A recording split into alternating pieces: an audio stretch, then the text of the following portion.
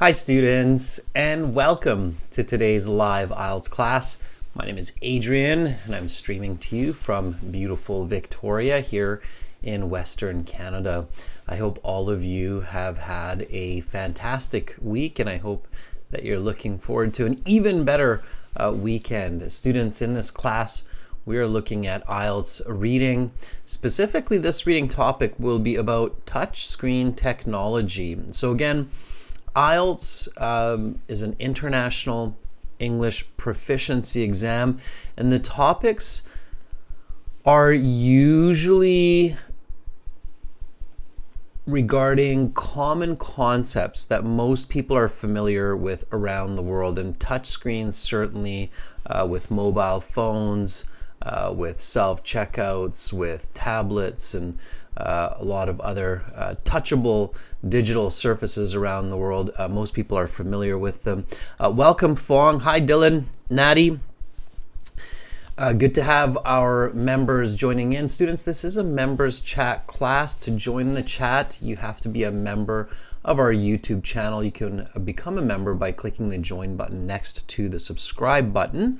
Welcome, Carolina, Chen, and Alexi. Good to see three of our moderators in this class as well. And this lesson, this material is brought to you by aehelp.com for academic IELTS success. Visit us there where you can find lots more reading materials. For general IELTS and general IELTS reading, check us out at gieltshelp.com. Now, general IELTS students, beware that section 3 reading in the general IELTS is very, very similar to the reading passages of the academic IELTS exam. Section 1 and 2 are a bit different, so pay attention for that. This is our academic IELTS website here, aehelp.com. We will use this in a bit, members, to interact with each other for the reading. I will ask some of you to help me read some paragraphs, interpret the information, and answer some questions. So for all of you watching, you can join the Premium IELTS package by clicking this big red button that I just circled right above my head there. It's a one-time payment for lifetime access. You're welcome to try it for free by clicking the green button there. Same idea for the general IELTS. You've got the red button there.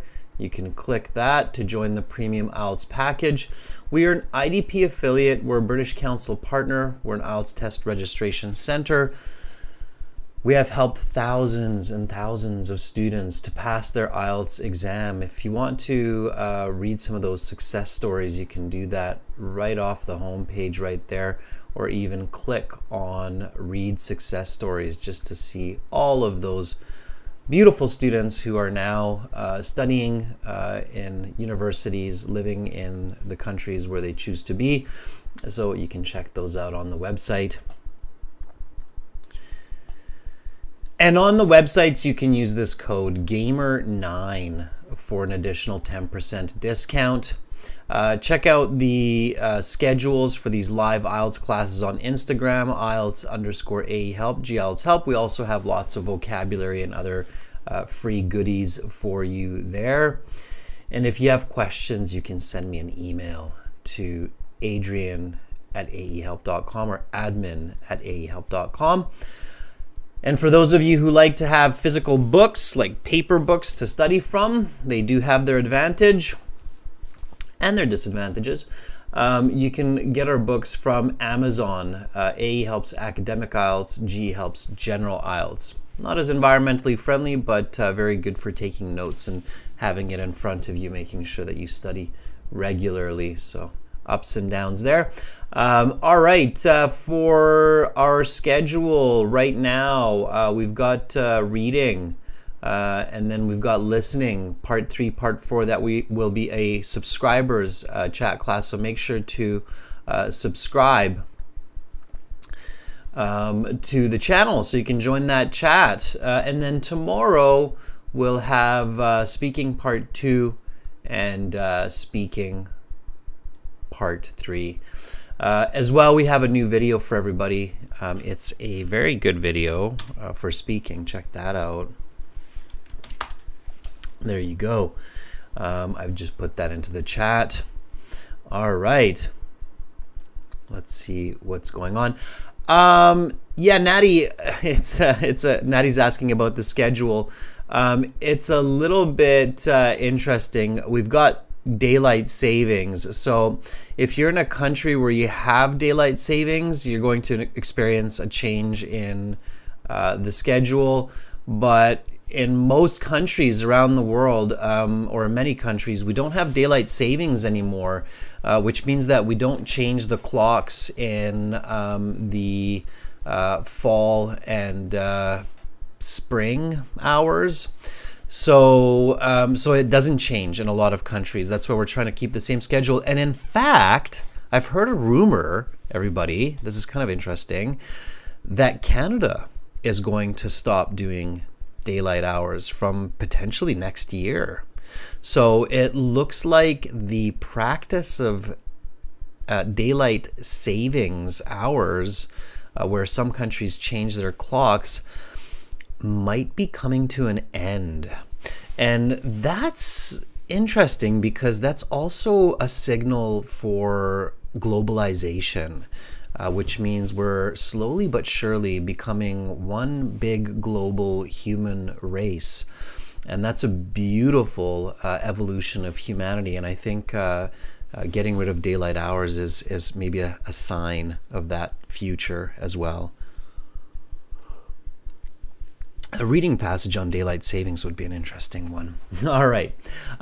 Students, so let's get into some reading strategies. Absolutely, Natty. I believe it's absolutely something positive. We should unify as one global human race, and that's, I think, our better future. I definitely agree. That's how we're going to evolve and step into the next phase of human evolution, by accepting all people in all places, regardless of race, creed, religion, and so forth, and working together for the betterment of the environment and humanity as one species. Absolutely. All right, we'll get there. We'll get there. We'll get there. All right, reading strategy, students. First of all, read the title. That's number one. Here, let's do it like this. First, read the title and think about it. Visualize it.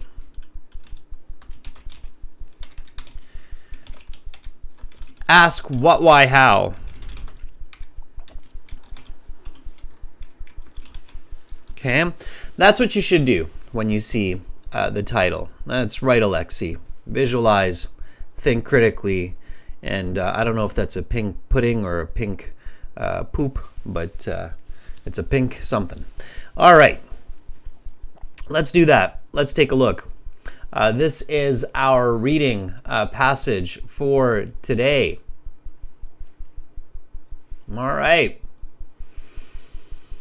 Touchscreens, 20th century invention, 21st century commonplace. Okay. All right. So let's think about that. Let's visualize it. When you visualize a touchscreen, what do you see? It's a good question. You should always ask yourself that question when you're studying at home. So when I read this title, what do I see? And, you know, as insane as it sounds, it's crazy as it sounds, it's not really crazy. You should ask yourself these questions aloud at home when you're practicing. Ask and answer. It's a great way to practice your English and train your thinking.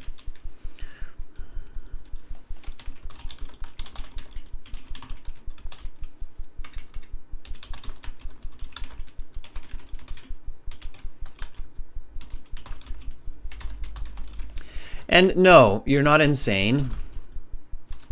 Haven't gone crazy. It's good practice. Okay? Yeah, we tend to have this feeling like if I'm talking to myself, I've gone crazy. No, talking to yourself is absolutely normal. Okay? It's good. Okay? All right. Okay. Carolina says, I read that emoji started as an ice cream, but over time people see it as poop.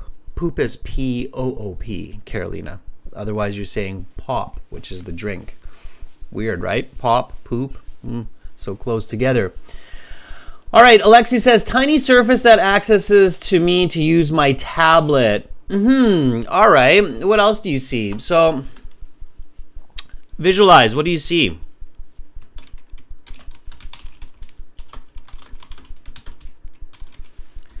Okay.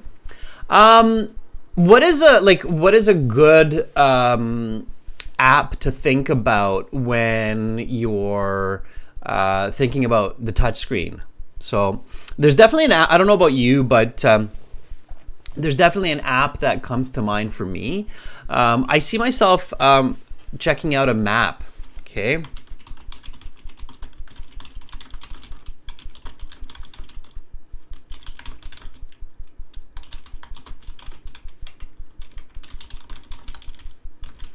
Zooming in, zooming out.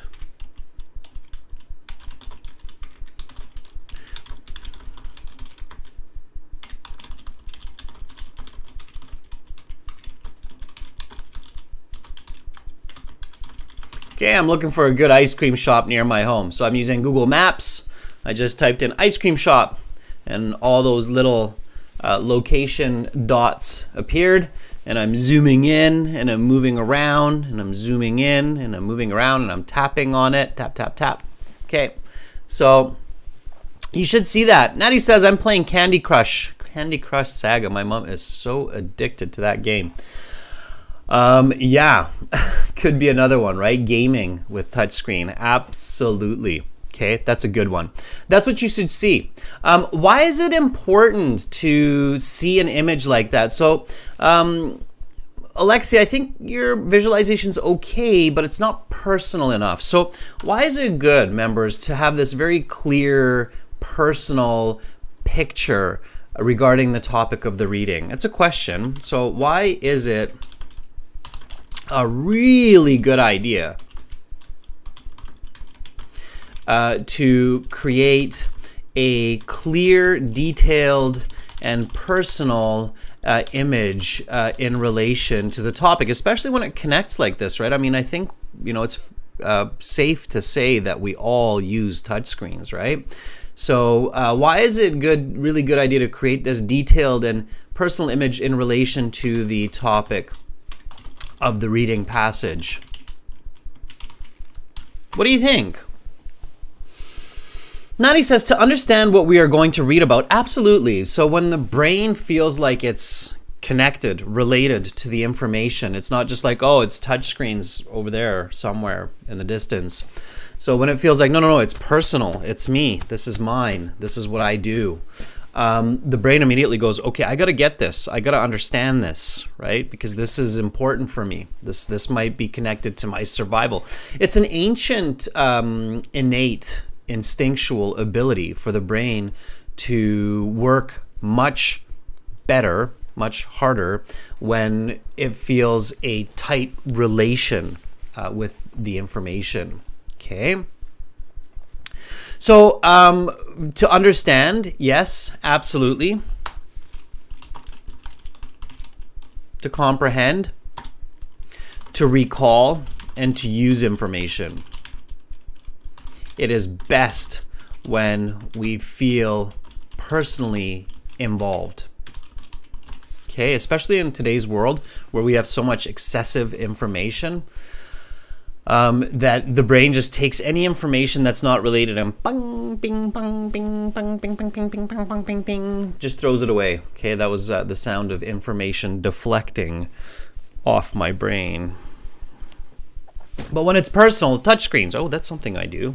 Let's absorb that. Let's not deflect it, right? So that's why we want to do that.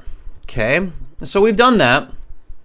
And I would take it one step further, right? So I would look at this title and think 20th century invention, 21st century commonplace.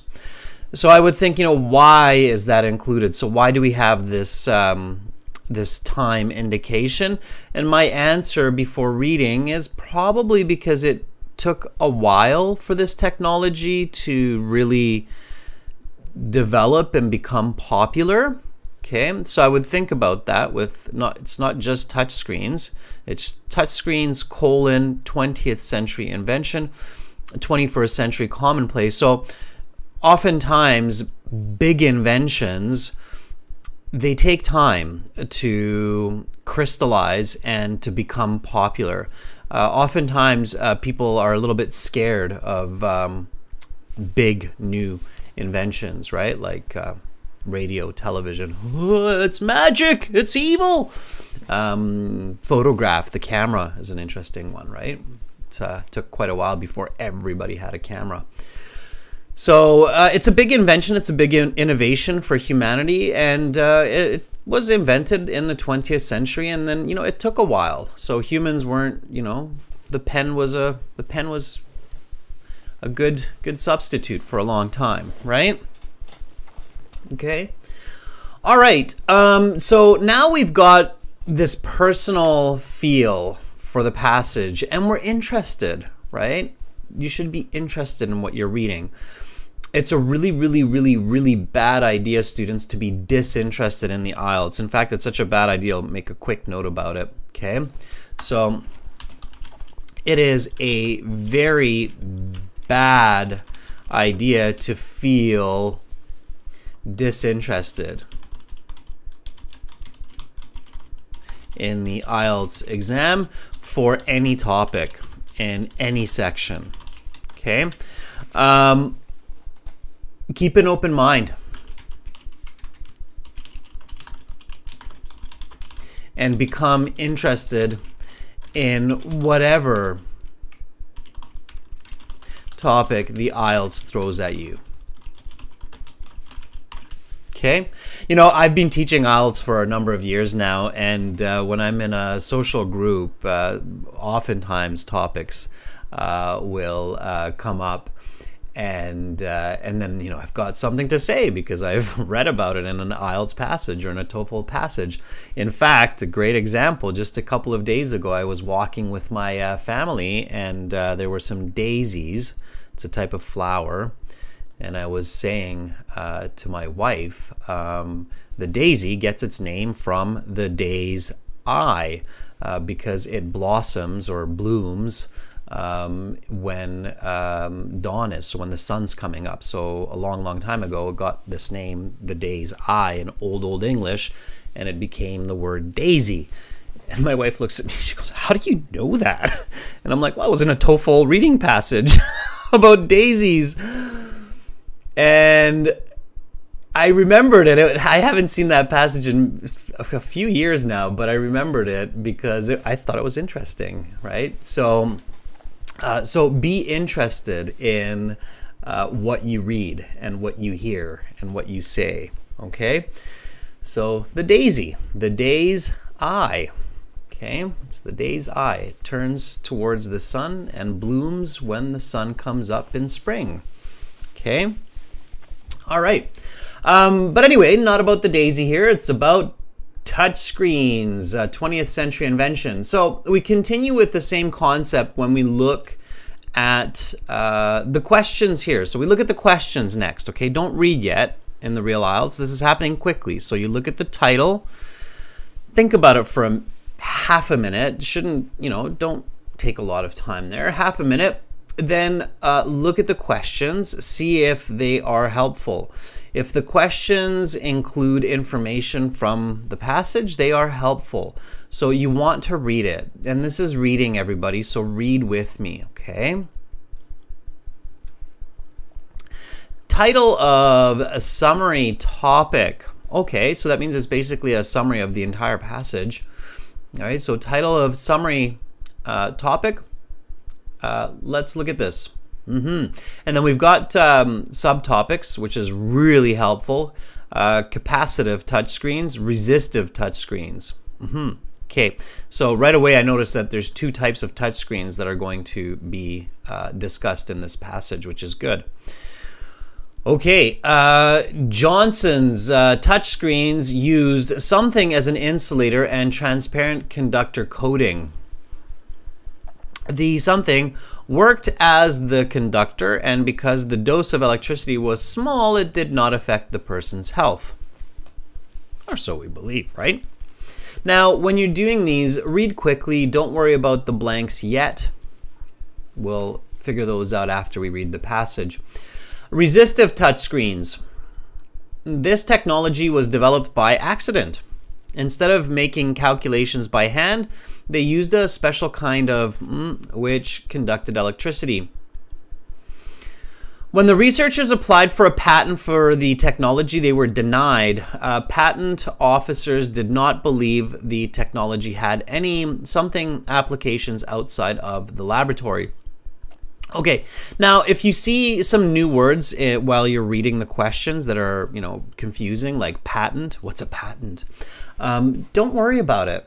Okay, just keep going. So the idea here is not to answer the questions before you read. It's just to get a little bit of help. So you can read nice and fast. You can read like this. Hearst was no longer bothered by worries about, so he toiled off with his off hours with friends and refined his invention. Okay, fine. So if you can read that fast, it's okay. You don't have to have lots of comprehension here. Just get a good idea of it. Okay. No hands required. Hearst developed his technology to the point while one could still use a finger to manipulate the touchscreen, a person could also use a device akin to a pen with no ink. Okay, fine. Now, here we've got some true, false, not given. Those types of questions, of course, big no. We don't know which ones are given, which ones are not. So, not very helpful. Let's go to the passage and let's read. Okay. Now, read aloud, please. That means so we can hear you. I can hear you. Checking your mic. What? Where can you hear me? No, I can't hear you, but I would like to imagine that I can hear you. Okay, so let's do this. Let's read together. Here we go. Read from the title. Touchscreens, 20th century invention, 21st century commonplace. The touchscreen is everywhere in modern society. While the most commonplace touchscreens are encountered is mobile phones, touchscreens are also found in ATMs, grocery stores, computers and tablets, parking meters, cars, restaurants, medical equipment, and countless other applications. They are a part of everyday life that most people take for granted. But how did they come to be? How do they work? Now, that's my thesis, right? So I can predict that this is what the passage will discuss, is how they came to be and how they work. All right, let's keep going. Read with me, everybody. So follow with my pace, okay? Here we go. The first touchscreen was developed in the mid-1960s by British scientist A.E. Johnson while working for the Royal Radar Establishment in Malvern, UK. Johnson's invention utilized what came to be known as capacitive touch technology. It worked by using an insulator, usually glass, that had a transparent conductor coating such as indium tin oxide. The finger acted as a conductor for electricity, a very small amount that was not damaging to a person's health that activated the desired input. This device had limitations. First, it could not handle multiple touches at the same time. That is, the device could only register one touch at a time. Second, it could not register sensitivity. It was like a light switch that registered either on or off, and nothing in between. Touchscreens that could handle variations of pressure would not come until decades later. Though Johnson's touchscreens were lacking certain aspects of modern touchscreens, they still found important uses in the latter decades of the 20th century. His touchscreen technology was implemented by air traffic controllers in the United Kingdom and was still in use in the late 1990s. Okay, first body paragraph. Johnson, capacitive touchscreen, using the finger, right? One touch point. I've got that. Johnson's my buddy. Maybe I'm Johnson. I'm doing this. Okay? Though Johnson's touchscreen was used throughout the latter part of the 20th century, it was quickly overshadowed in popularity by a different type of touchscreen technology, resistive. This technology was developed by accident in the early 1970s by J.S. Hurst while working at the University of Kentucky. While working through the night on a particle accelerator, Hurst and his team wanted a faster way to complete their computations. They came upon the solution of using electrically conductive paper to read coordinates instead of calculating them by hand. A side effect of this work was that the electrically conductive paper also worked as a touchscreen. The University of Kentucky applied for a patent but was rejected. The discovery did not seem to the patent officers to have any relevant applications beyond the laboratory. Freed from intellectual property concerns, Hurst later worked during his off hours with a team of inventors, scientists, and engineers who also happened to be friends on refining his chance invention. Hurst knew that the technology was promising. How it worked was quite simple. The previously mentioned electrically conductive paper was used to cover a sheet containing the X and Y axes, which were connected to a power source.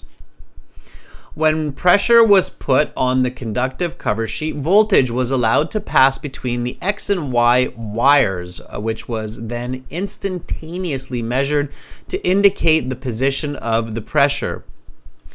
One advantage of resistive technology over capacitive technology was that it did not require the toucher to be specifically a finger. While it could certainly still be a finger, it could also be a stylus, a kind of pencil type device to operate the touchscreen. In the 1990s, this led to a generation of so-called personal digital assistants, which used a stylus to operate a resistive touchscreen. Today, resistive touchscreens are still common around the world because they are cheaper and more durable. These devices can be found today in hospitals, factories, restaurants, and other retail environments. The next technological development, which was critical for the device you have in your pocket, is the ability for a touchscreen to be contacted in more than one position, i.e., with two fingers at once. This functionality is fundamental to the operation of modern smartphones. Multiple finger gestures are made to zoom in and out of web pages, photos, or maps, among other useful functions. Interestingly, this technology is built upon the foundations laid by E.A. Johnson in the 1960s and 70s. The capacitive aspect of the touchscreen, while certainly more complex than previous iterations, is fundamentally the same as that from half a century ago. Modern modifications have allowed for multiple touch points as well as pressure gradations, but the technology is remarkably similar to its origins. One negative aspect of capacitive touch technology is that the user cannot use a stylus or other object since these objects do not conduct electricity like a finger. But this has changed in recent years. For example, in 2015, Apple unveiled the Apple Pencil, which used highly responsive sensors built into the tip of the pencil to detect force, position, and pencil tilt to provide a multitude of effects. What is the future of touchscreens? 50 years since their advent, the possibilities seem endless. One fact seems doubtless, however. Touchscreens are a huge part of our lives, and all evidence points to this staying the case for the foreseeable future. Awesome. Okay, so students, here's an interesting fact. In the IELTS, there's a good chance that you're going to get a reading passage where you have two, sometimes even more, categories. In this case, we have two types of touchscreens. What are they? Let me do this like this, okay? So in your mind, this should be happening when you're reading this type of passage as you're visualizing this. Okay, so the two types, here, let me get rid of my line attrition. So the two types of touchscreens, what are they? They are capacitive and resistive. Yes, exactly. So capacitive and resistive. Okay. Now, give me facts that you were able to categorize about these. So as we read about these two types of touchscreen technology, there were a lot of comparisons and contrasts. What were they? Give me as many as you can. I'm going to go even to a tinier thickness of pen here. So what can you remember? What are some of the differences between these? First of all, the inventors. Okay.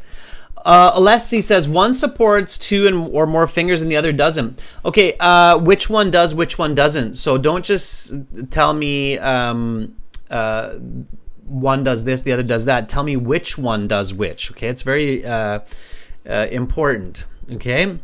So Chayani says resistive found by accident. Accident, yes.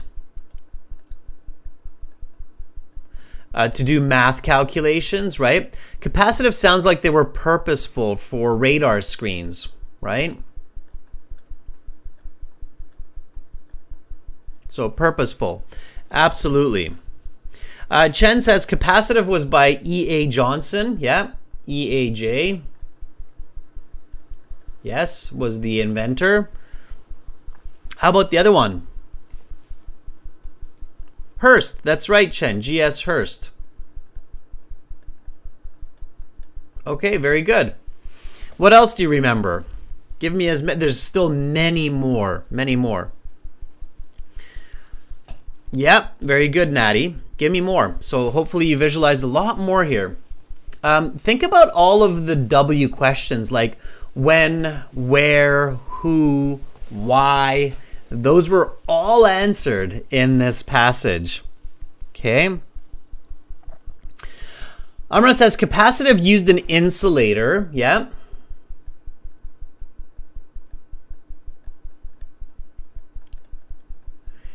And the resistive used wires, right? The XY wires. Okay, good. Okay. Yes, it was, the insulator was the glass. That's right. So the insulator here was glass. And here, the resistive was a piece of paper, right? Okay. Natty, very good. The time, right? Capacitive was the 60s. Can you imagine? We've had touchscreens for coming up on 60 years now, if you think about it. Some people think they're so new, but they've been around. So 60s and 70s, right? Very good. Okay. There's more. There's even more interesting comparisons here. Okay. So again, think about who, when, where, why, and you can even think about the who, when, where, why in the past and the present. How about the locations? Anybody remember the locations? Even if you don't remember the exact city names, the countries you should remember. Okay. I don't remember a light switch, Chayani. Domenico, we already have the mistake. That's up here, accident and purpose. Yep. Natty says England, UK. Which one was England? Which one was invented in the UK? Yeah, Amra, Malvern, UK. Which one? Resistive or capacitive? So it's very important that you don't just remember the difference, but you remember which is which, right? Okay.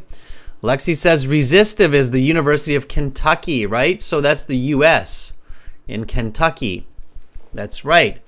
And capacitive is the UK. That's right, Chen, in Malvern, UK. So one was kind of created in the UK, the other in the US. Okay, so students, another really important tip for you when you are reading a passage and you realize that there are categories, you should really clearly form this image in your mind.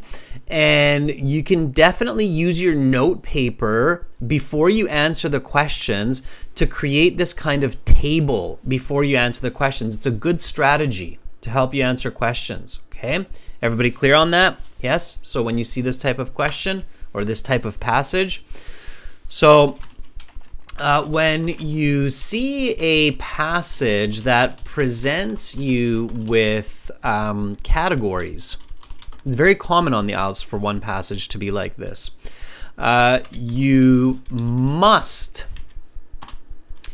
create a table that can help you to compare and contrast these categories. Okay, so everybody's got it. Yes, sure. All right. Take notes after you read the passage, as we just did. Okay, that will help you. All right, students, let's have some fun. Let's talk to each other. I want some volunteers to give me a ring, and I'll be looking for you members, especially in the chat. So we're going to use the website for this, everybody. Okay, just like with the speaking. So let's go to our website. Let's go to aehelp.com here. And again, for those of you who are watching and don't have access yet, I highly, highly recommend joining the Premium IELTS package by clicking that big red button that's just above my head there. Get into your My Student account. In your My Student account, click on Student Partner Speaking right there. And then you will be in our chat interface where we have Sieda, Carolina, our moderator, Sujal, Odom, Vernica, and so forth. All right, let's take some volunteers. Whoop. Carolina looks like she wants to volunteer. That's great. Let's give her a chance. We don't get to hear Carolina's voice all that often. Okay, Carolina, are you ready? We'll just start it off and get going.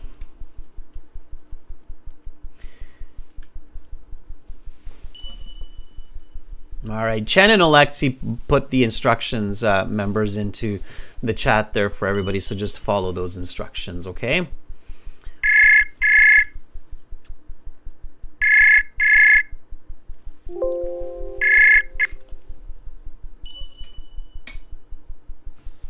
Hi, Carolina.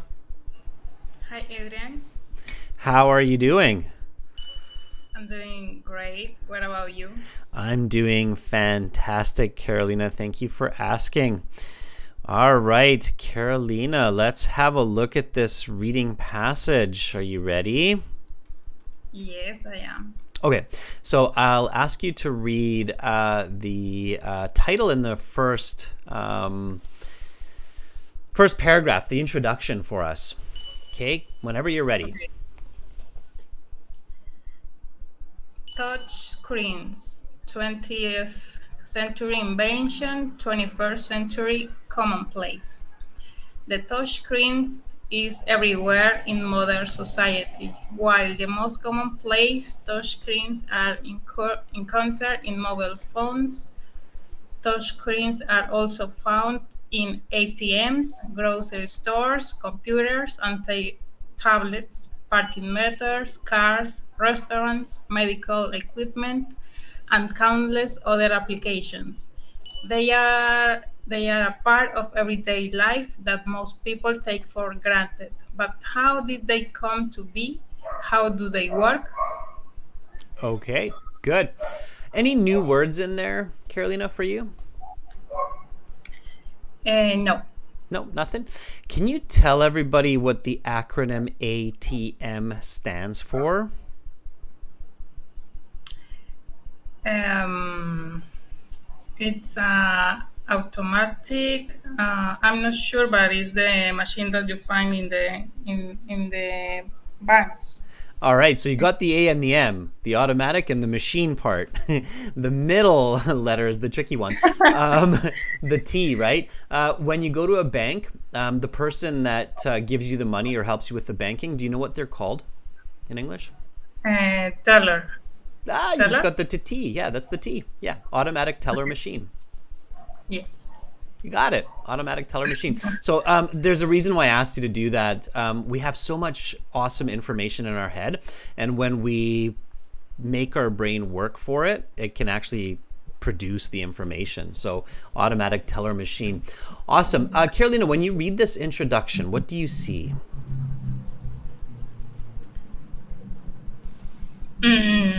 Well, I see myself using my cell phone, touching the screen, and scrolling through the apps. Do you use touchscreens anywhere else other than on your phone?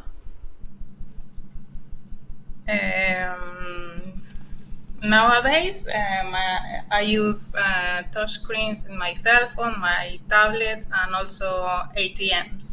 And ATMs as well, right? They've become very common. Yes. Okay, great. Yeah, so it's good. You want to see all of those, right? Like you want to see yourself using your phone to find the nearest bank.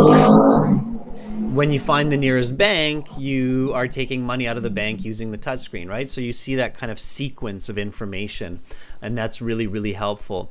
Okay, let's jump to the questions. Can you read the first question, so number 27, and read from capacitive touchscreens and try to give us the answer, whatever you think is the answer that fits in there, okay? Okay. Johnson's touchscreens used a glass as an insulator and a transparent conductor coating. Coding. Yeah. Coating. Yeah, absolutely. So you think the answer is a glass. Used a glass as an insulator and transparent coating conductor. All right. How sure are you? 1 to 10. 10, absolutely 100%. 1, not sure at all. 10. Okay, good. That's a good answer. Anything above an 8 means you should not skim for the answer. Okay, so one reason why a lot of candidates feel like in the reading there's not enough time and they're going to run out of time is because they're trying to be 100% sure for every single answer. And as soon as they're a little bit unsure, they immediately start skimming and scanning for the answer. That's not a good strategy. Okay, so if you're like pretty sure, like 80%, 90% sure, then you should put that as an answer and leave it and only check if you have more time. Do you understand what I mean? Okay. Yeah? Yes. Okay. That's an important strategy because what happens with a lot of students is they actually have the correct answer. So they're kind of pretty sure and it's actually the correct answer 80% of the time. But then they don't have enough time left to check for the answers where they're only 20% sure or 30% sure because they're wasting time checking answers where they're 80% sure. Do you get my logic there? Yes, I do. Okay. All right. Carolina, thank you so much for reading the introduction. And thank you for moderating. You're welcome. Okay. Bye, Carolina. Bye. See you. All right, that was Carolina. Let's give her a thumbs up. We hardly ever hear her voice, and she's always in the chat helping us to stay focused on the topic at hand. So thank you, Carolina.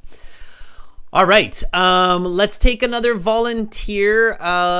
Sang, looks like somebody new who's a premium student. And although I don't see Sang in our group of members, Sang is a premium student, and we should maybe give Sang a chance here. Although Sang just disappeared. Oh no, here, there's Sang. Yeah, Sang. Let's give Sang a shot. Sang, are you ready? We always want to give our premium students a chance. They're helping us help you by keeping our company afloat. Sang, if you're there, let me know, and then we'll get you to read a paragraph for us, okay? Here we go.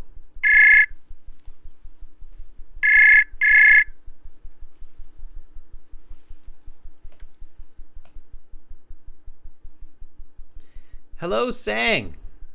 Sounds like you picked up, but I can't hear you. Not sure what's going on there. Sang, you want to make sure that you can connect with Canada through chat. Sometimes people have to use a VPN, especially if you're maybe in China or Taiwan or something like that. And also make sure to check your internet settings and your permissions for your microphone and so on. There's a lot of moving parts that have to work. So Sang, thank you for being a premium student. I can't hear you. Try with another student and then come back once you know for sure that it works, okay? All right, let's jump to somebody else here. Amra, one of our members here at the bottom, patiently waiting. Amra, are you ready?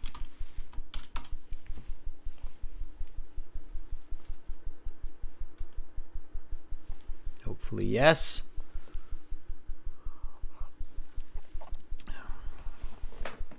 Okay. Yes, Samra's there. Okay.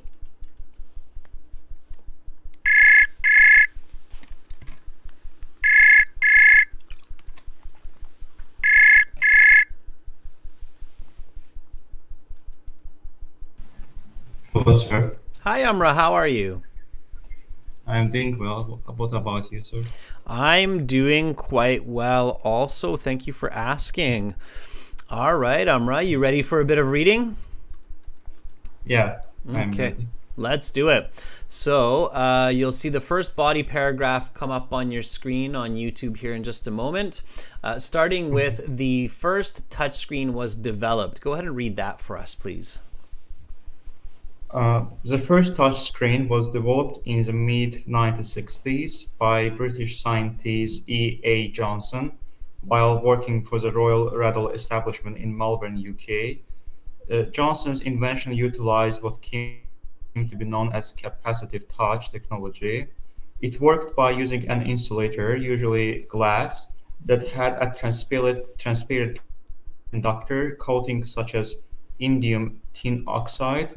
The finger acted as a conductor for electricity, a very small amount that was not damaging to a person's health, that activated the desired input.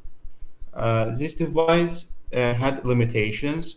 First, it couldn't handle multiple touches at the same time.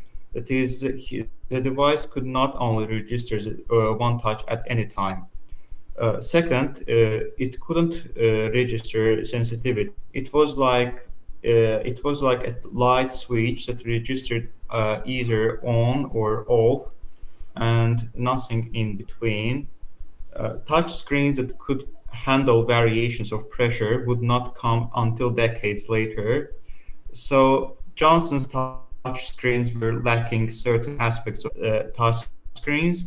They still found important uses in the later decades of the 20th century. His touch screen technology was implemented by air traffic controllers in the UK. I cannot see the rest Yeah, of the and was sentence. still in use.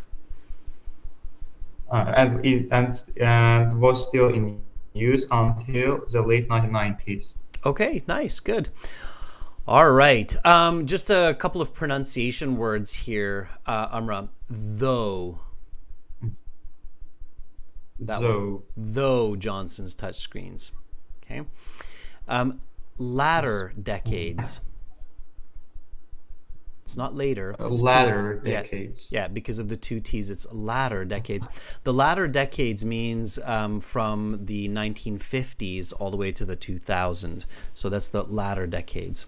Okay, good. All right. That was some nice reading. Nice speed. Amrad, that was great. If you read that quickly for the IELTS, then you should have no problem finishing all of the passages in the 20 minutes. When you practice the IELTS, Amrad, are you able to go through all the passages and questions in the 1 hour time limit? Actually not. I have a bit problem with that. Finish read more than in not in 60 minutes, but in 70 or 80 minutes. Okay, 70 or 80 minutes. Right, so you run out with about maybe 5 or 6 questions still left in passage 3, something like that. Would that be an accurate assessment? Yes. So you get through about 30 to 33 of the 40 questions.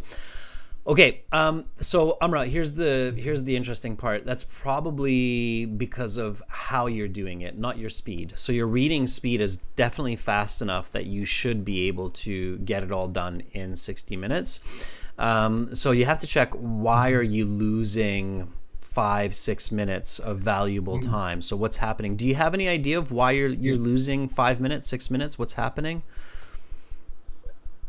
Yes, definitely it is a problem with my, as you said, is my visualization. I cannot visualize text before my eyes, and so I cannot catch the main idea of the passage. Right, so you're losing a lot of information and you have to keep going back for it, right, to see if you can find it. Yeah, that is probably the number one reason why most candidates who have enough fluency in reading, who are fast enough, aren't able to finish. So it's not the speed that's the issue, the speed of reading, but it's the comprehension.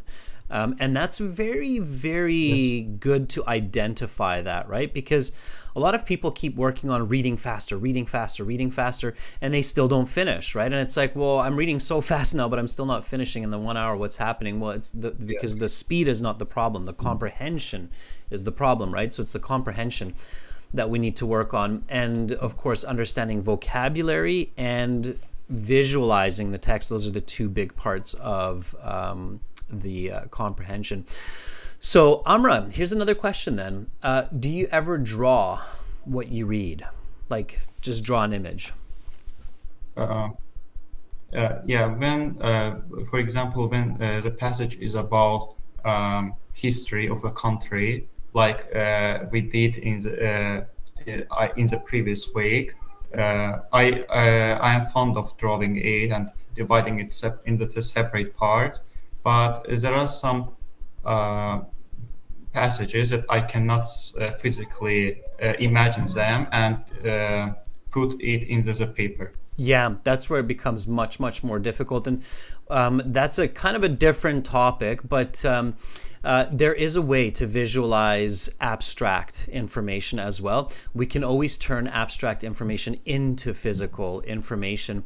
There are some really good tips available from professionals on how you can do that. Like, for example, remembering people's names.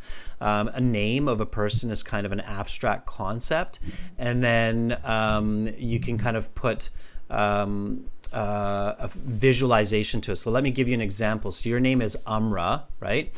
And for me, it's always been a challenge to remember names, which is kind of embarrassing because as a person who's an instructor, I deal with a lot of people with a lot of names, and I'm embarrassed when I forget somebody's name. So I try to kind of use some visual tricks to remember, right? So what I think about when I think about your name is arm wrestling. So Amra, arm wrestling Amra.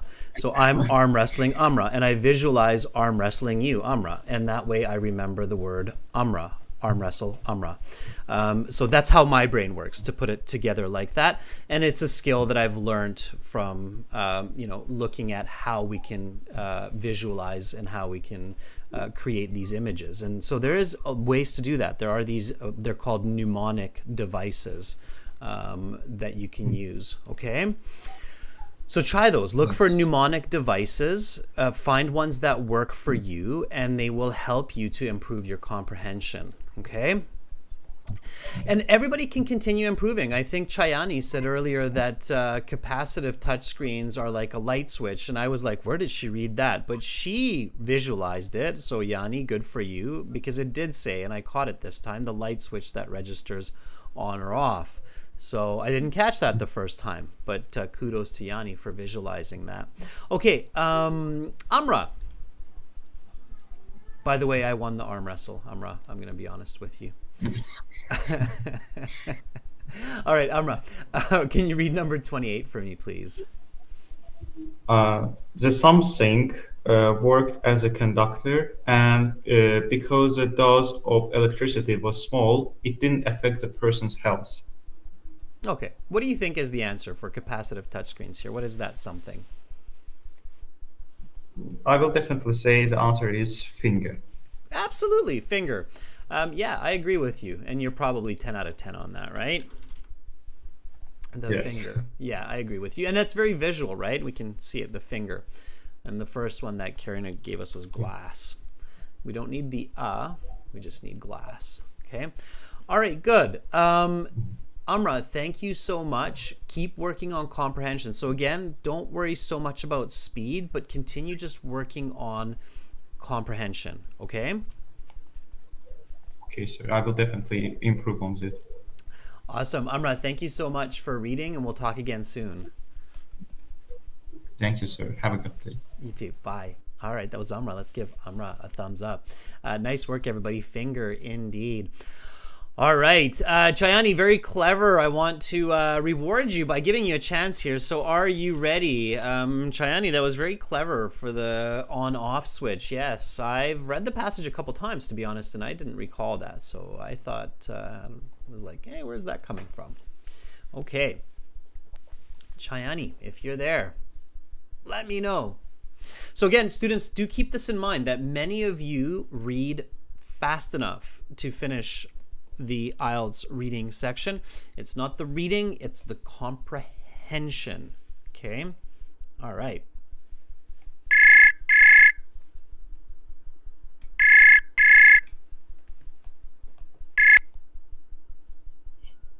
Hi, sir. How are you, Yanni? I'm doing fine today. How about you? I'm doing pretty good. Thanks for asking. Yanni, are you ready to read? Yes, I am. Okay. Now, students, while Yanni's reading, you should also read again. So don't just listen, but also read. This is reading practice. So Yanni is going to be our leader, our guide. So read along with Yanni. Yanni, whenever you're ready, go ahead from though. Though Johnson touchscreen was used throughout the later part of the 20th century, it was quickly overshadowed in popularity by a different type of touchscreen technology, resistive. This technology was developed by accident in the early 1970s by G.S. Hurst while working at the University of Kentucky. While walking through the night on a particle accelerator, Hurst and his team wanted a faster way to complete their computation. They came upon the solution of using electrically conductive paper to read coordinates instead of calculating them by hand. A side effect of this work was the electrically conductive paper also worked as a touchscreen. The University of Kentucky applied for a patent but was rejected. The discovery did not seem the patent officer to have any relevant application beyond the laboratory. Freed from intellectual property concern, Hurst later worked during his hours with a team of inventors, scientists, and engineers who also happened to be friends on refining his changed invention. Hurst knew that the technology was promising. How it worked was quite simple. The previously mentioned electrically conductive paper was used to cover a sheet containing the x and y axes, which were connected to a power source. When pressure was put on the conductive cover sheet, voltage was allowed to pass between the x and y wires, which was instantaneously measured to indicate the position of the pressure. One advantage of the resistive technology over the capacitive technology was it uh, did not require the author to be specifically a finger. While it could certainly still be a finger, it could also be a stylus, a kind of pencil device to operate the touchscreen. In the 1990s, this led to a generation of so-called personal digital assistant, which use a stylus to operate a resistive touchscreen. Today, resistive touchscreens are still common around the world because they are cheaper and more durable. These devices can be found today in hospitals, factories, restaurants, and more retail environments. Okay, very nice. Yanni, that is very nice fluent reading, by the way. So you should also, your speed is definitely enough to finish the IELTS reading in 1 hour. Chani, what's a good trick to remember that the resistive touchscreen was invented in Kentucky? How can you how can you remember the place Kentucky? What comes to mind when you hear the word Kentucky? What comes to mind? The places, you mean? Yeah, you probably have this in Indonesia. I would imagine that Indonesia has this. There's a fast food chain that's quite popular around the world. Do you know what it is? I don't know. KFC. Have you ever been to a KFC? Okay, yeah. Have you I ever have ever been that. Are there KFCs in Indonesia? Yeah, there is. There is. Kind of KFC. Okay. And also the subsidiary. Do you know what KFC stands for? Yeah, I know. It sells any chicken. Yeah, but what is the yes, but what is the K and what is the F? So what is this acronym? KFC. What is the K? What is the F? What is the C? It's kind of like the question I asked from Carolina about the ATM, automatic teller machine. What is the KFC? Do you know what it means? Kentucky Fried Chicken. It's Kentucky Fried Chicken, right?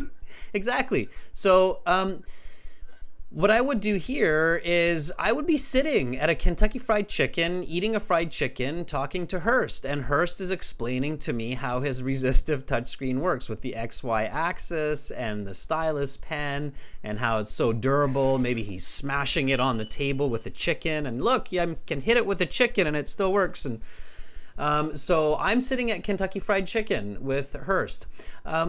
Use your knowledge when you're reading. So our brains are filled with knowledge. Here's an interesting fact that you would learn as a psychology student. Did you know, Chayani, that psychologists believe that our brains will actually remember all information that we ever see or hear in our lives? Did you know that? Yes, I know, and it happened to myself. So I have an ability to remember something, even though it has been a long time. So many people wondered me why I can remember all of that. And that's a great ability to have. So the problem with our brains isn't remembering, and this is where the magic happens, and this is what everybody should keep in mind in IELTS when you're listening and when you're reading. So the problem isn't remembering the information, because our brain remembers. The problem is recalling the information, so bringing back the information. So the way that we remember information is very, very important, and it's best when we make connections. So as, of course, most people know, our brain works like a web, right? It's like a giant web of connections, right? Like the internet, kind of. It's a giant web of connections.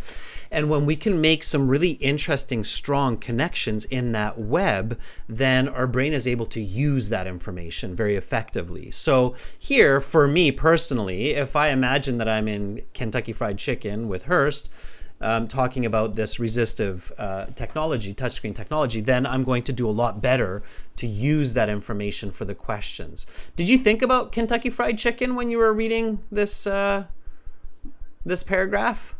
No, it didn't come to my mind. It didn't come to mind. All right. Well, KFC. Thank you to the Colonel and his secret recipe. Okay, Chayani, let's try to answer some of these questions. So I've got resistive touchscreens on the board. You should see it in a moment. Go ahead and read from resistive touchscreens and read the first one there. This is the touchscreen. This technology was developed by accident. Instead of making calculation by hand, they used special kind of something which conducted electricity. Okay, what did they use? Um, Paper. Special kind of paper. That's right. Okay, so if we visualized Hearst there showing us his paper at Kentucky Fried Chicken, look at this weird paper that I'm using here, then that will make sense, and that's a good answer. Okay, continue reading the next one, number 30. When the researcher applied for a patent for the technology, they were denied. Patent officers did not believe the technology had any application outside of the laboratory. Okay. What comes before applications? From I think it's promising. Promising applications? Maybe. How sure are you that it's promising? 1 to 10. 0.5%. 0.5. So okay, so it's under 8. Okay, this is where you want to make sure that that you check. Okay, so this is where you'd want to go back. Now this was in the paragraph that you were reading, so this is where we can check. Now here we have this unique word patent. Right? So that's one word that we can check for, because we know that, a lot of this is paraphrased. So looking for the word application might not be there. It could be something like uses, right? So we go back to that that paragraph, and it's somewhere in the middle. I can see it already. Can your eyes catch it? So if you're looking for the word patent, you'll see the word patent quite quickly. And then you'll see the word applications very close to the word patent. Do you see it? Yeah, it's relevant. Relevant, that's right. So it's right here, right? So you have the word patent right there, and then you have the relevant applications right there. Okay, so relevant applications. Now you're 100% sure. So that's the type of question where you want to stop and check, okay? All right, Okay. Relevant. Good. Okay, let's read number 31. So it's all within the same block. So go ahead and read 31. Hearst was no longer bothered by worries about blah blah blah, so he toiled in his off hours with friends to refine his invention. Okay. So what is number 31? What would you put there? I think invention. Okay, how sure are you? No. I'm gonna change maybe. And members, moderators in the chat, you can help Chayani here as well. So let's have some ideas. Let's share. Let's work together as a team here. Hearst was no longer bothered or by worries about what?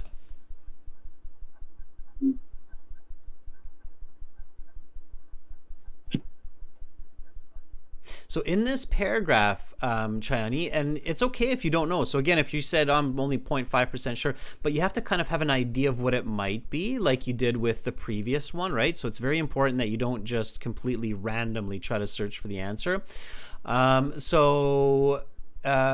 When somebody gets a patent, right, it means they're protected legally by law. Okay, and remember the University of Kentucky, they wanted ownership of this technology, right? Do you remember that, Chani? Yeah, I remember. So here, if I'm reading this, so if you asked me, if you said, Adrian, well, what do you think? I would say, well, Hearst was no longer bothered by worries about ownership. So I would think the answer here is ownership. Like, who owns it? You know that when you do like a master's or a PhD for a university, it's usually the university that owns your invention. Did you know that, Chayani?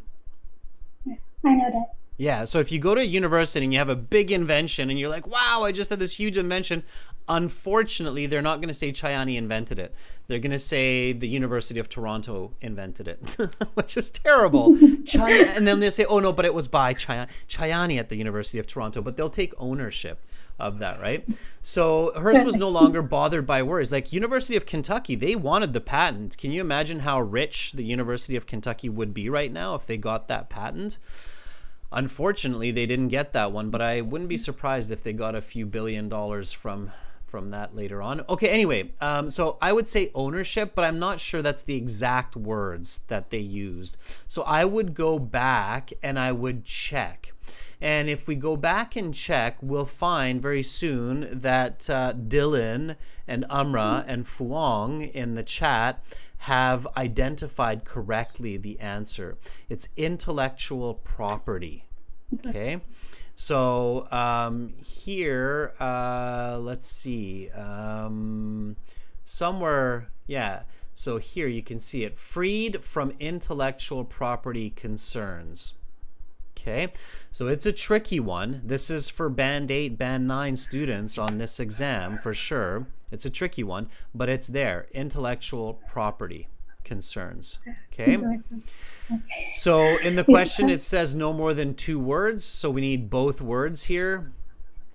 Hearst was no longer bothered or worried about intellectual property. Okay. All right. So a bit challenging, but not impossible. You always have to start with your own ideas first. Okay, Chayani? Okay, sir. Awesome. Any questions about reading, Chayani? Yeah. So I already realized by your method that usually what I practiced before in reading, I always run out of time because I didn't like visualizing what the exact answers before searching it in the passage. Yeah, so that is probably the number one reason why people run out is because they do what's called blind search. So they're blindly searching for answers, and the best trick that they have is to try to match a word. If the only trick a candidate is using is to match a word with the word in the questions, that's not going to happen. You're not going to be able to finish on time, and you're not going to be able to get a lot of the answers correct. The IELTS is designed in such a way to stop that from happening. And of course there's logic, right? Because in university or at the workplace, that there's just no time to do that, right? So so it has to be more active and more critical than simply doing a blind or a word match search. Does that make sense? Yeah, makes sense, sir. It has to be. Okay, Chani, thank you so much. Okay. Have an awesome rest of the day. Thank you, Adrian. Thank you for helping me. Okay, welcome. Bye, Chani. All right, that was Chani. That was awesome. Let's give her a thumbs up. Okay, let's take somebody else here. Let's take Domenico, another one of our premium students and regular attending members in Sicily. Domenico, are you ready? So again, students, it does pay to be a premium member. It does pay to be a premium member and a member of the channel. Of course, you're helping us, we're helping you. And we're helping everybody else too. So we've got that subscribers chat class coming up next time as well, right? Domenico.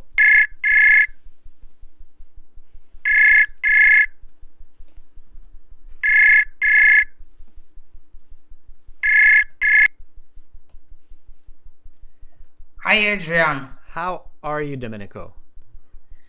I'm doing fantastic. I'm actually testing out the new features of my new pair of noise cancelling headphones, which I received yesterday. But I feel like I'm getting the hang of them. Nice. I'm particularly pleased with my new pair of noise blocking headphones because they fit perfectly. They fit my ears perfectly and feel very comfortable. Are they over the ear like mine, or are they earbuds that go in your ear? They are over my ears, and they are quite lightweight. So I'm not feeling them over my ears. Nice. So, you know. Nice, Yeah. nice. That's great. And you're using the microphone on those headphones as well? They have a microphone built in.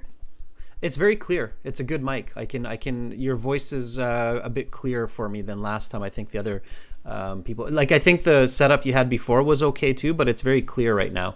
The sound for sure. So it's good. Nice upgrade. Okay, here we go. So Domenico, let's get to the next paragraph here. I believe we are here. Yes, the next technological development. So go from there. The next technological development, which was critical for the device you have in your pocket, is the ability for a touch screen to be contacted in more than a position. For example, with 2 fingers at once. The functionality is fundamental to the operation of modern smartphones. Multiple finger gestures are made to zoom in and out on web pages, photos, or maps, among other useful functions. Interestingly, this technology is built upon the foundation laid by E.A. Johnson in the 1960s and 1970s. The capacitive aspect of the touchscreen, while certainly more complex than previous iterations, is fundamentally the same as that from half a century ago. Modern modifications have allowed for multiple touch points as well as pressure gradations, but the technology is remarkably similar to its origins. Nicely done. Domenico, very well done. First of all, I want to commend you on really putting a lot of effort and energy into reading the punctuations, so the commas, the periods, and you are reading as though you are reading for an audience, which you are, currently an audience of about 130 people or so. And so you're reading to an audience, so you're paying attention to your pronunciation, to those punctuations, and that's exactly what you should be doing when you're practicing at home. In the real IELTS, no. In the real IELTS, don't worry about pronunciation. You just need to make sure you're reading smoothly. But in the real IELTS, you should still pay attention to punctuation, like commas and periods. They're very important, and semicolons. However, when you're reading at home, you should also pay attention to clear pronunciation of the words, and you did that very well. That's a great way to improve your English speaking ability. So good job on that, Domenico. Thank you for reading nicely and clear. Thank you, sir. Yeah. Okay, Domenico, let's jump to this last question for this set.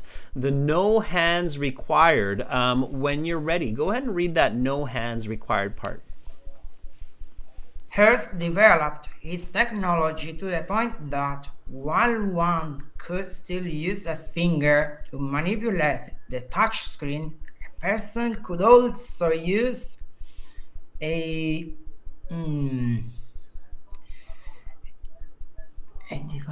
device akin to a pen with no ink. Mm-hmm. A kind of pencil pen. What is that pencil pen? Here, let me give you a tip. This is my phone here, and on this phone here, it pops out the bottom. I don't remember. There it is. Voila, like magic. It's right there. Whoop, whoop. There it goes. What is that little thing? You're getting some help in the chat as well. A stylus. That's right. It's called a stylus. So a pen that doesn't write. Only on digital devices. Stylus. Yeah, I remember that I can visualize the object in my mind, and I've grasped the main idea of the text, and yeah, I got to visualize this object because I had a kind of smartphone with a kind of pen. You had to touch the screen and scroll up and down, you know. Yeah. When you hear the word stylus, what other word comes to mind in English? What's a similar word to stylus? And I have a feeling they actually thought about this when they came up with this word. So if I'm dressed really nicely, and in Italy, this is so true, right? People have nice suits, women have beautiful dresses. So Italian people are often dressed in a very something way. It's a very Stylish. Exactly. It's a stylish way. Stylish. In a stylish way, yeah. Exactly. So what I would do here to remember the word stylus is, hey, look at me. I have here's my stylus out of my phone. So there's my stylus, and I can put it behind my ear, and I can be like, hey, look at me. I'm very stylish with my stylus behind my ear there. I'm a stylish guy. I'm very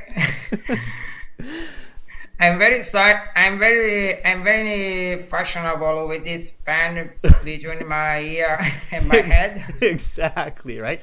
We say behind my ear. Behind, yeah.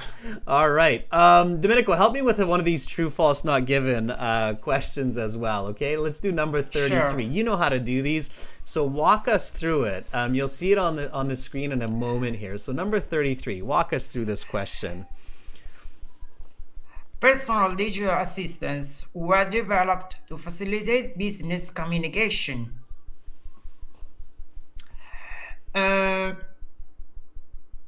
Facilitate communication. Personal digital assistant. Yeah, the facilitate communication, because this. Walk us through it. Domenico, you know how to do true, false, not given. First of all, we need to figure out what. So the touch screen technology actually was developed by mistake, and it does ever since it does improve the way of communication. It does improve our way of communication. Yes, definitely. We got to simplify here, Domenico. So personal digital assistants, don't change the statement too much. Just keep it simple. So like this, Domenico, let me give you a hand. Is it important for this passage that personal digital assistants, PDAs, were developed to facilitate, to help business communication? Is that important for the passage of touchscreen technology? No, it isn't. It isn't important, actually. Okay, so what's the answer then? It's false. If it's not important, it's not. No. If it's not important, it's not false. If it's not important, then it's not given. Oh, right? Not given. Exactly. Yeah. Right? So if we figure out that that's probably not important, then it should be a not given. Okay? We know that there was something there about personal digital assistants, but I don't remember any visualization about business communication. So here I would choose not given and just keep going. It's very dangerous to try to search for this because you can waste a lot of time figuring out that it's not given, right? Yeah. Okay. Right. So because I can't remember. I can't recall you having ever heard about. Have ever read about digital assistants were developed to facilitate business communication. Exactly. So and you have to be quick with these because this is where a lot of candidates lose time, was with the not given questions. They'll waste like 5-6 minutes of valuable time, right? So we can't do that in this case. All right, Domenico, thank you so much for volunteering, and enjoy those new headphones. I'm sure enjoying hearing your voice through the mic. Thank you so much. Okay. I'm just experimenting with the new settings on my new pair of noise blocking headphones. I'm getting a hang of them. Awesome. They're keepers. Bye for now, Domenico. Have a great rest of the day. Thank you. Okay. Same to you. Bye. All right, that was Domenico. Let's take somebody else. Fuang has been very patient. Fuang, are you ready? We'll get Fuang to help us finish this off. Let's see if she is there. Fuang, if you're there, let us know. All right. Thanks for the thumbs up, everybody. That's awesome.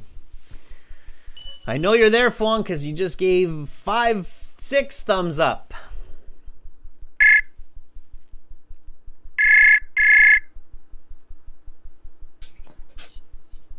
Hi, sir. Hi, Fong. How are you? I'm doing great. How about you, sir? I'm fantastic. Are you ready to read a little bit? Yes, sir. I'm ready. All right. You should see it on the screen shortly here. One negative aspect. Go from there whenever you're ready. Okay, sir. One negative aspect of capacity touch technologies is that user cannot use stylus or other objects, since the objects do not conduct electricity like finger. But it has changed in recent years. For example, in 2015, Apple unveiled the Apple Pencils, which use highly responsive sensor built into the tip of pencil to detect for position and pencil tips to provide a multitude of effects. Keep What's going. in the future? Okay, sir. What's in the future of touchscreen? 50 years since their advent, the possibilities seem endless. One fact seems doubtless. However, touchscreens are a huge part of our life, and all evidence points to this staying the case for the foreseeable future. Very, very good. All right. Okay, just repeat after me. Unveiled. Unveiled. Unveiled is like when you have an object. So let's say I have this box, okay? And then I have this box, and then the box is covered by a veil, like a cloth. You know when they do this sometimes with cars? You have a new car, and the car has like a cloth over it, so you can't actually see the car. And then somebody takes it and pulls it off really quickly, and there it is, a brand new Mercedes. That's called unveil. Okay, that's how you unveil. When you take the veil off, the veil is like a kind of a cloth. Okay? Okay, sir, got it. All right, so unveil. Unveil means to reveal. Reveal, unveil. Okay, let's take a look at these true, false, not given questions. Number 34, can you read that one for me, please? Okay, sir. Multi-touch gesture facilitate the magnifications of web pages and photos. Is it important? Multi-touch gestures facilitate the magnification of web pages and photos. Is that important for touchscreens? I think it's important, sir. I definitely agree. Could you imagine trying to use your phone if you can't do that? It'd be a different experience for sure. So important. So it's got to be given, right? Would you agree? I agree. Is it true? I think it's true, sir. I agree. So we put true, and away we go. Absolutely. Next one, number 35. Not only is the capacity aspects of touchscreen more complex, it represents a fundamental transformation from iteration 50 years before. Okay. Is it important? Not only is the capacitive aspect of touchscreens more complex, it represents a fundamental transformation from iterations 50 years before. Is it important to know this information? I think it's important, sir. I agree. Yeah, absolutely. Because it's what we're using today, right? That the paragraph said that, those last ones, they said, hey, we're using that technology in our mobile phones. Is it true that they're more complex and there has been a lot of transformation from 50 years before? I think it's phones. Good. Stay with it, okay? For true, false, not given, so for the previous ones I said you should be about 80% sure, at least. For true, false, not given, if you're 60, 70% sure, you should give the answer and not search for it unless you have time. True, false, not given is a bit interesting that way. If you're 60 or 70% sure, you're probably right. Okay, we tend to be a little bit more unsure in these cases, even though we're correct. So I would write false and move on. And I agree with you. The passage says that the technology has pretty much stayed the same. So it's not a lot more complex and a lot different than 50 years before. All right, number 36. Go ahead and read that one. Okay. Apples were the first company to unveil a highly responsive stylus able to detect form and position. Is it important?